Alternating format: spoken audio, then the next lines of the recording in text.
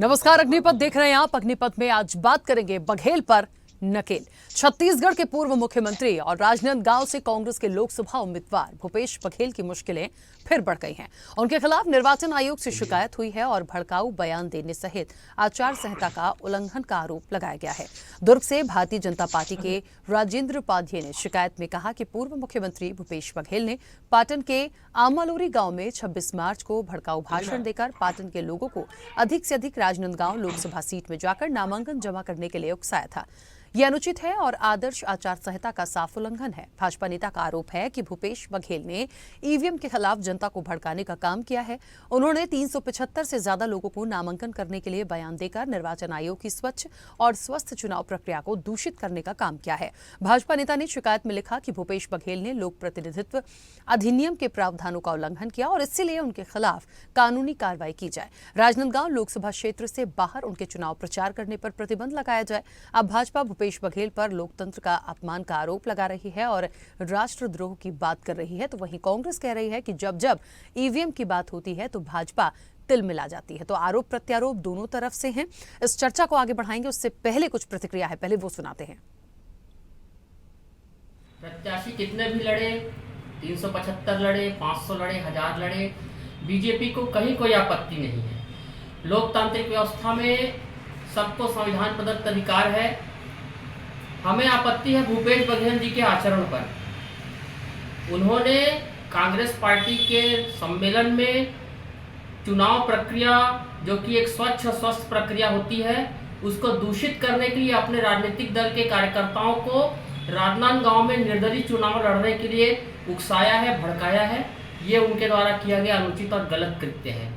वो खुद एक राजनीतिक दल कांग्रेस के अध्यक्ष रहे हैं, प्रदेश के पूर्व में मुख्यमंत्री रहे हैं, वर्तमान में विधानसभा के विधायक हैं, संवैधानिक पद में हैं, और ऐसे बड़े बड़े पदों पर रहे हुए व्यक्ति को अपनी ही पार्टी के कार्यकर्ताओं को निर्दलीय चुनाव लड़ने के लिए उकसाना, ये उनके मानसिक दिवालियापन को उजागर करता है। भूपेश बघेल जी ने उस सवाल को उठाया है जो देश के आज अधिसंख्यक लोगों के जेहन में है। देश में एक बड़ी संख्या में लोग चाहते हैं कि ईवीएम के बजाय बैलेट पेपर से चुनाव हो, लेकिन जब जब बैलेट पेपर की बातें की जाती है भारतीय जनता पार्टी तिलमिला जाती है। एक नया फार्मूला आया कि ये 384 से अधिक उम्मीदवार होंगे तो चुनाव आयोग विवश हो जाएगा कि बैलेट पेपर से चुनाव कराएगा। तो एक प्रकार से ये विमर्श है, बातें हैं। प्रजातंत्र में किसी के विमर्श को, किसी के सुझाव को आप रोक नहीं सकते हैं कि ये बैलेट पेपर से हम चुनाव की मांग करते हैं तो कोई गैर कानूनी थोड़ी है। भारतीय जनता पार्टी तय करेगी क्या कानून है, क्या नहीं कानून है। अब ये लोकतंत्र का वो अपमान कर रहे हैं। जब कर्नाटक में जीतते हैं तब तो उनको ईवीएम के ऊपर में भरोसा रहता है, जब राजस्थान में जीतते हैं तो ईवीएम पे भरोसा है, हिमाचल में जीतते हैं तो ईवीएम पे भरोसा है। तो मैं तो कहता हूं कि देश की जो चुनाव की प्रक्रिया है वो भारत के संविधान के अनुसार है, और उसका विरोध करना, उसका मजाक उड़ाना, ये राष्ट्र।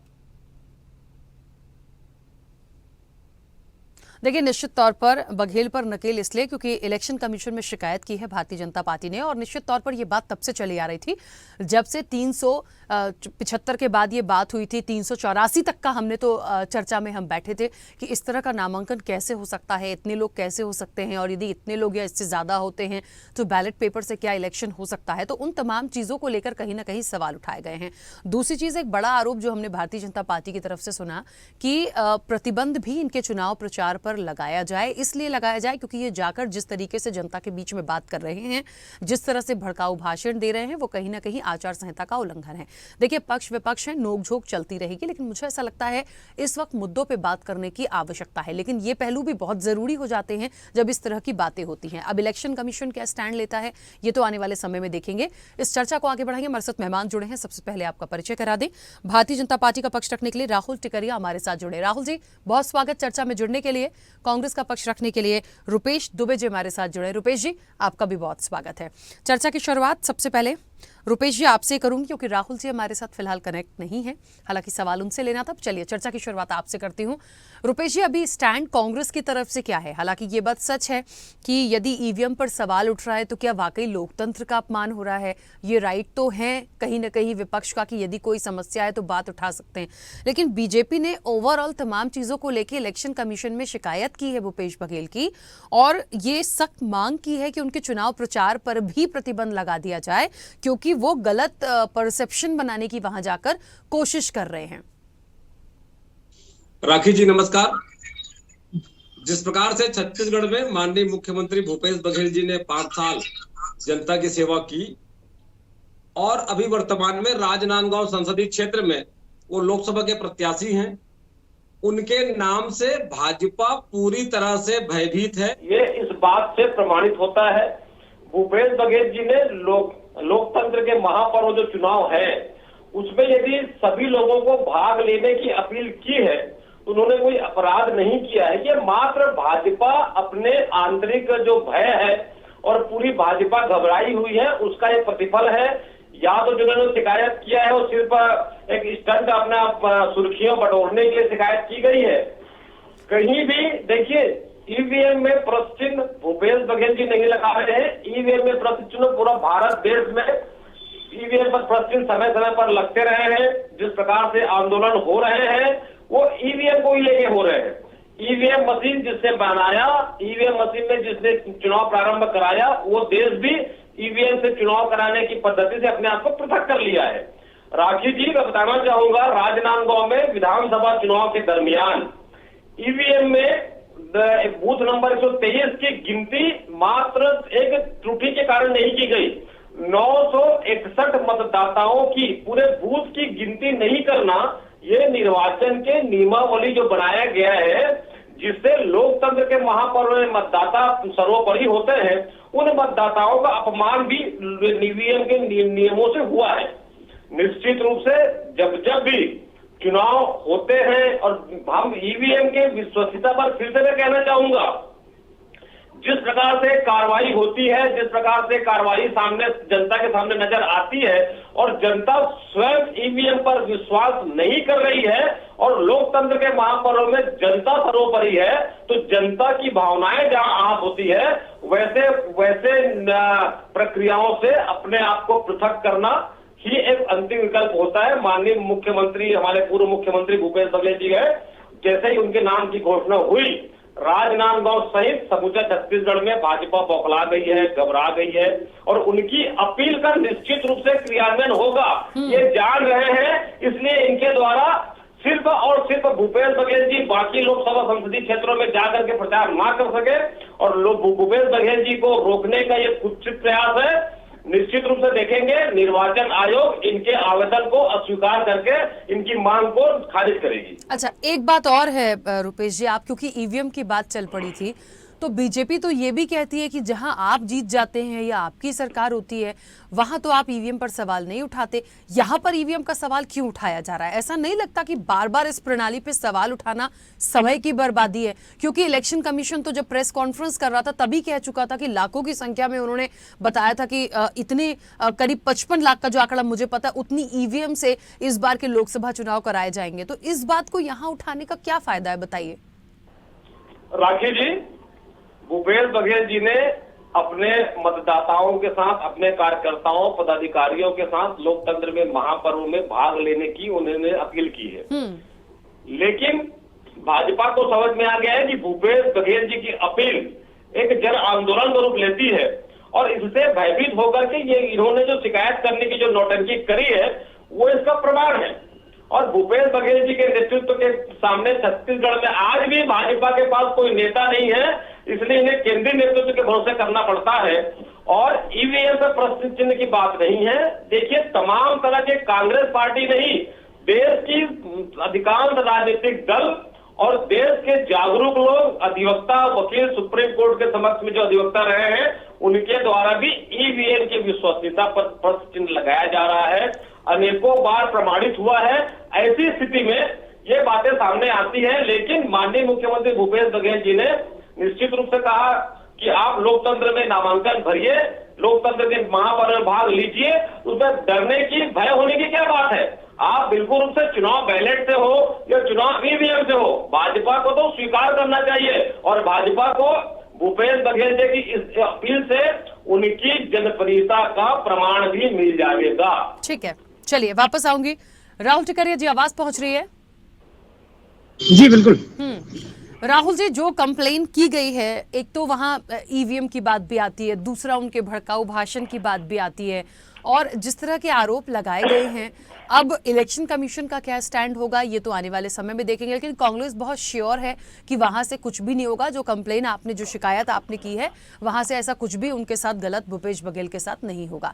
सवाल ये भी है कि देखिए, बहुत सारे मुद्दे हैं इस लोकसभा चुनाव के लिए, लेकिन बार बार ये यहीं पे आके क्यों कहानी रुक जाती है? या कभी 374 की बात आ रही है, फिर 384, हमने तो 384 तक का पूरा आंकड़ा ही एक बार डिस्कस कर लिया एक बार अपनी चर्चा में कि आखिरकार बैलेट पेपर से होगा कि नहीं होगा, लेकिन बार बार ये चीजें निकलकर आ क्यों रही हैं? राखी जी नमस्कार। देखिए, कांग्रेस और कांग्रेस के जितने भी प्रत्याशी हैं, चाहे पूर्व मुख्यमंत्री भूपेश बघेल जी क्यों ना हो, लगातार वो अपने हार से भयभीत है। मोदी जी का जिस प्रकार से जादू लोगों के बीच में है, उससे भयभीत होकर ये लगातार अनर्गल बयान कर रहे हैं। और जाहिर सी बात है, हमने शिकायत दर्ज किया है, उसमें तकलीफ क्या है? अगर शिकायत सही तो निर्वाचन आयोग कार्रवाई करेगी, अगर शिकायत नहीं है या फिर ऐसा लगता है निर्वाचन आयोग को कि ये मामला कुछ गलत नहीं है, तो उसमें कार्रवाई नहीं होगी। इसमें सोचने की और इतना चिंतित होने की, हाथों मचाने की आवश्यकता नहीं है। मैं आपको बता दूं, कांग्रेस के साथी, कांग्रेस के बड़े बड़े नेता चुनाव नजदीक आते ही लगातार ईवीएम पर प्रश्न चिन्ह खड़ा करना चालू कर देते हैं। इनको पता होता है कि हम चुनाव हार रहे हैं, 5 साल ये शांत रहते हैं, चुनाव पास आता है तो ईवीएम पर प्रश्न चिन्ह खड़ा करना चालू करते हैं और कहते हैं कि बैलेट पेपर से चुनाव कराना चाहिए। ये चाहते हैं कि जनता को पीछे ढकेला जाए और लगातार कई दिनों तक लाइन लगाया जाए मतदाताओं को। तो कांग्रेस की नीति ही रही है कि देश को पीछे भेजा जाए। छत्तीसगढ़ की जनता और देश भर की जनता को पीछे ढकेलने का काम करना चाह रहे हैं। ये सिर्फ और सिर्फ कांग्रेस के साथियों का बौखलाहट है। जी चलिए, अच्छा एक बात और, यहाँ पर जो जितनी बातें कही गई हैं या भारतीय जनता पार्टी की तरफ से जो कंप्लेन की गई है, राहुल जी, एक बात है कि यदि क्या इनका अधिकार नहीं है? मतलब ये तो मुझे लगता है, यदि ये चाहते हैं विपक्ष में होने के नाते कि बैलेट पेपर से इलेक्शन होना चाहिए, तो ये इनका एक इनकी कहना चाहिए एक डिमांड है, मांग है, इनका अधिकार है ये अपनी बात रख रहे हैं। क्योंकि कांग्रेस ने ये कहा है कि सबका अधिकार है इस लोकतंत्र में अपनी बात रखने का, तो हमने भी कह दिया बैलेट पेपर से होना चाहिए। हम बीजेपी से पूछ के थोड़ी करेंगे कि हमें क्या करना है नहीं करना। तो उस पर इतनी आपत्ति क्यों आ रही है? देखिए, जिससे होना है वो तो होगा, इलेक्शन कमीशन की जो गाइडलाइंस है उसे सबको फॉलो करना है, लेकिन उस पर बीजेपी भी इतनी आहत क्यों, इतनी परेशान क्यों हो रही है बीजेपी उस पर?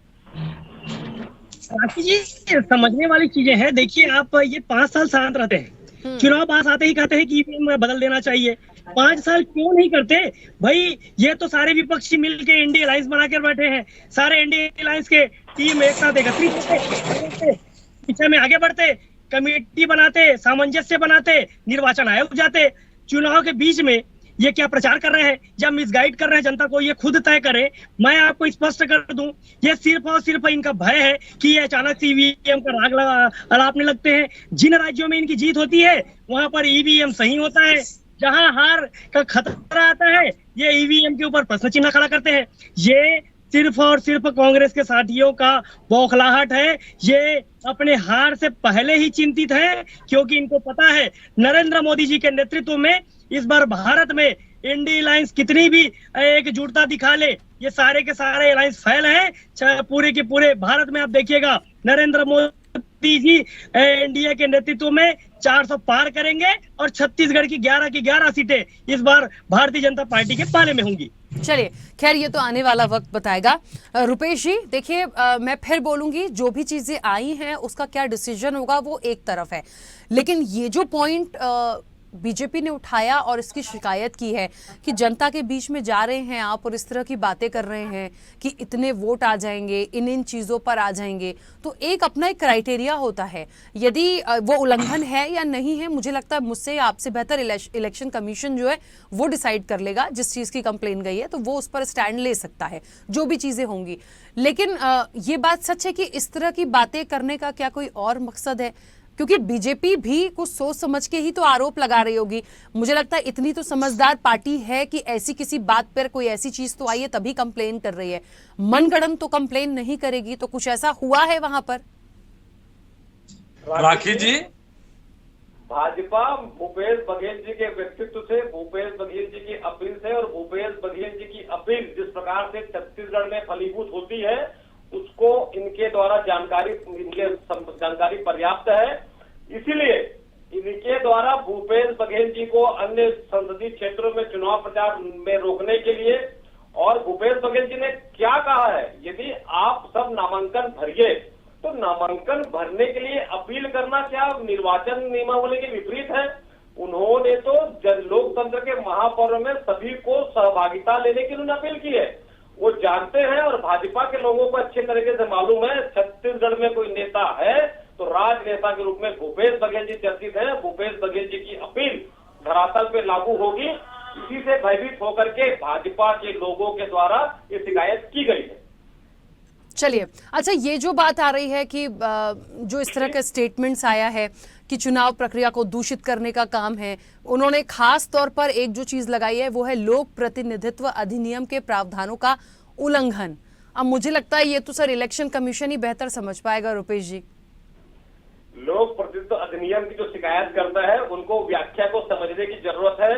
वो लोक प्रतिनिधित्व अधिनियम को अच्छे भली भांति ढंग से पढ़ ले और उसके बाद उसकी शिकायत का उसका उल्लेख करे तो ज्यादा उचित होगा। ये वही भाजपा है, अज्ञानता के साये में उलूल जुलूल बातें करते रहते हैं। आज भी ये अज्ञानता के साये में गंगा जल को लेकर के शराब की कदमें खाने की बात करते हैं और सिर्फ भूपेश बघेल जी के खिलाफ ये जो शिकायत की गई है मात्र और मात्र सुर्खियों बटोरने के लिए और भूपेश बघेल जी के व्यक्तित्व से, उनके अपील से संपूर्ण भाजपा घबराई हुई है, उसका यह प्रतिफल है। ठीक है राहुल जी, मुझे ऐसा लग रहा है, मैंने तो फिर पहले ही कह दिया कि लोक प्रतिनिधित्व अधिनियम के प्रावधान, मुझे लग रहा है कुछ गड़बड़ है इसमें। वो इलेक्शन कमीशन ही समझेगा सर, क्योंकि इतना डेप्थ में जाना इसके, और पर्टिकुलर उनका वो स्टेटमेंट की ऐसी कौन सी बात उन्होंने कह दी जिसके लिए इस नियम का उल्लंघन बीजेपी बता रही है। हाँ राखी जी, आवाज आ रहा है? हाँ आ रही है, बोलिए। जी, मैं आपको बता दूं कि जिन्होंने कंप्लेन किया राजेंद्र पाध्ये जी ने, वो स्वयं वकील हैं और जाहिर सी बात है जो भी प्रावधान होंगे उस पर निर्वाचन आयोग स्वयं संज्ञान लेगा, जांच करेगा, उसके बाद अगर कुछ गलत होगा तो उस पर कार्रवाई होगी। अगर ये सही होंगे तो कोई कार्रवाई नहीं होगी, इसमें इनको हड़बड़ाने की आवश्यकता नहीं है। लेकिन मूलतः आप देखें, सामान्यतः आप देखें कि जनता को आप उत्साहित कर रहे हैं, जनता को आप एक प्रकार से भड़का रहे हैं कि अब ज्यादा से ज्यादा नामांकन भरे। उनका एक ही कारण है, अभी लगातार ईवीएम के विषय में बैठकें हो रही थी, डिबेट्स हो रहे थे, उसमें ये बात कर आ रही थी कि 384 से अधिक या 376 से अधिक होता है तब जो उम्मीदवार होते हैं तब जाकर बैलेट की स्थिति आ सकती है। तो क्या भूपेश बघेल जी ज्यादा से ज्यादा नामांकन भरवा के ये स्थिति स्वयं पैदा करना चाहते हैं? ये भूपेश बघेल जी स्पष्ट करें या निर्वाचन आयोग स्वयं इस पर जांच करके स्पष्ट कर लेगा। मैं पुनः कह दूं कि पूर्व मुख्यमंत्री भूपेश बघेल जी को राजनांदगांव में भेजा गया है, इनके कई नेताओं को अलग अलग लोकसभा में भेजा गया है।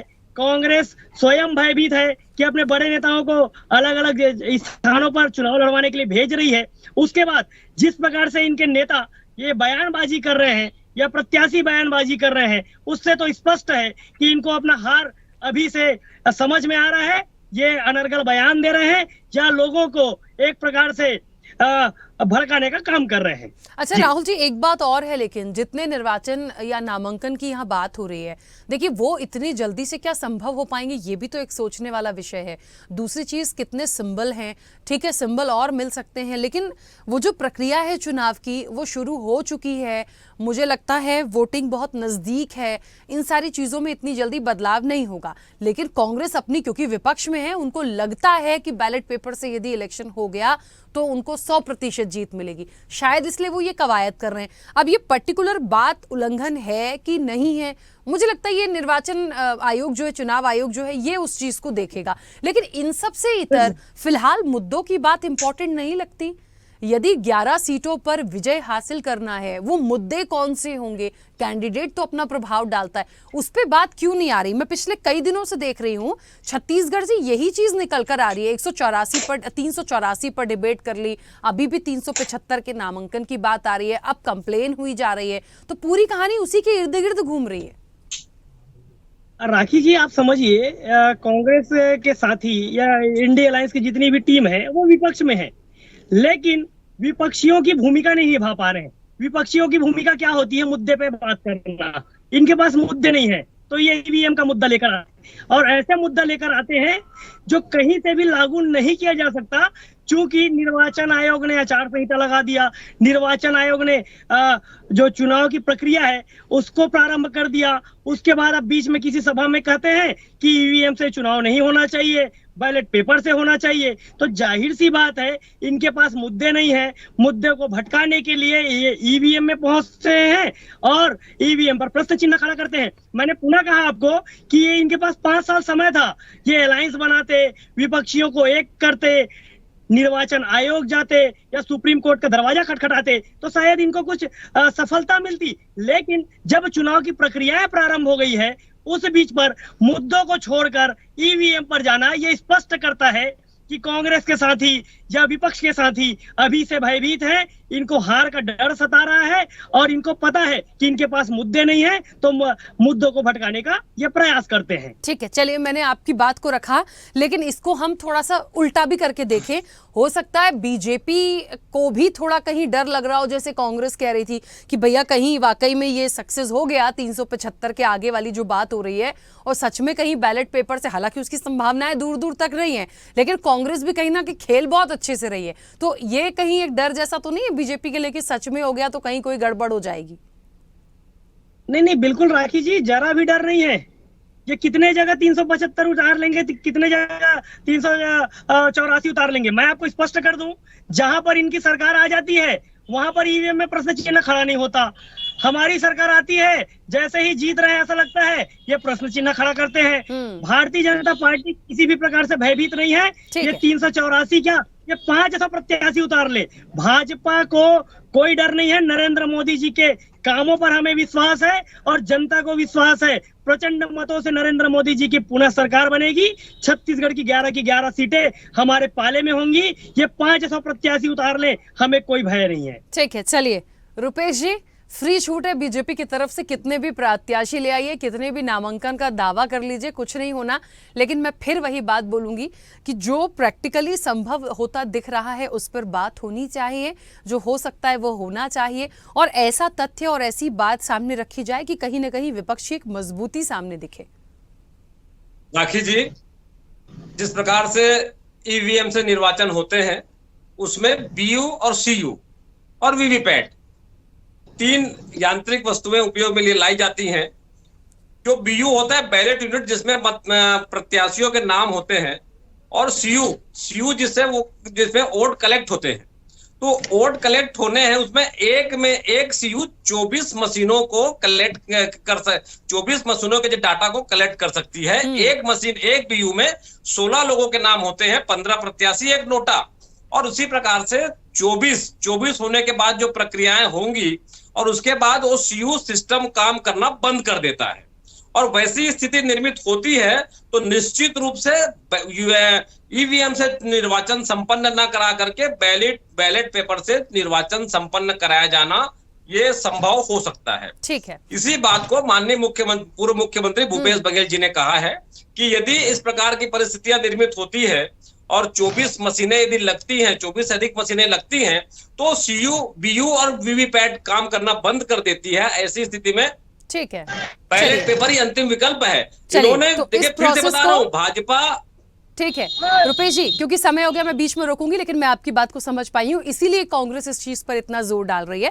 खैर देखते हैं, थोड़े से दिन बचे हैं, इसी चीज पर आगे बढ़ना है तो इसका भी डिसीजन आ जाएगा, नहीं तो मुद्दे भी हैं, उस पर भी बात करने की जरूरत है। फिलहाल तो निर्वाचन आयोग में जो शिकायत हुई है वो क्या कर रहे हैं वो देखना पड़ेगा, इलेक्शन कमीशन में जो कंप्लेन गई है। आप दोनों का बहुत शुक्रिया इस चर्चा में जुड़ने के लिए। निश्चित तौर पर देखिए, भूपेश पर नकेल की बात इसलिए भी हो रही है क्योंकि एक कंप्लेन गई है। अब इलेक्शन कमीशन इस पर क्या डिसीजन लेता है, वो उल्लंघन है या नहीं है, ये एक अलग बात है, लेकिन फिलहाल इसको बड़ी ताकत के साथ कांग्रेस ने पकड़ कर रखा है कि ये जो चीजें हैं, बैलेट पेपर से इलेक्शन हो और इस प्रोसेस से हो भी सकता है, तो वो उस पर फोकस होकर चल रही है। क्या कोई बदलाव दिखेगा या ईवीएम से ही इलेक्शन होंगे? ये एक बड़ा सवाल यहां पर निश्चित तौर पर खड़ा हो रहा है। चर्चा में इतना ही। बने रहिए स्वदेश न्यूज के साथ। सबसे पहले देश।